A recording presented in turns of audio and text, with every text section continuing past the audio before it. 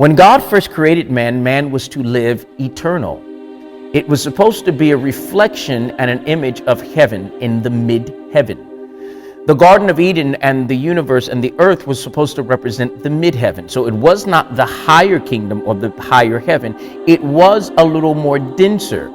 And this is why we see that there was a garden, there was elements, there was things that represented the density of this thing, but it was known to be the mid-heaven. And this mid-heaven is seen or known to us today as what it would be almost like the dream realm.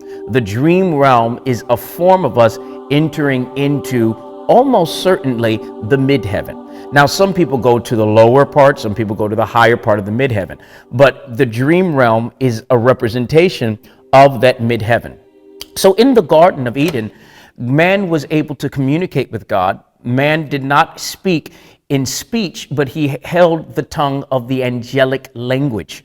So he was able to speak with God. He was able to speak with his angelic beings. And the pure nature of Adam before he fell represents really a 10th angelic form of the Godhead, being created in the image and likeness of God.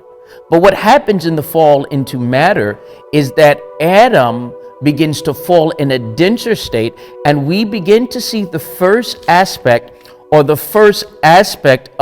the what is known as the cerebellum part of the brain beginning to form. And the cerebellum, which represents the Adamic part of the brain, Adam is now becoming physical, and now his body is becoming hardened, and now he's beginning to possess form, and with form comes more of carnality.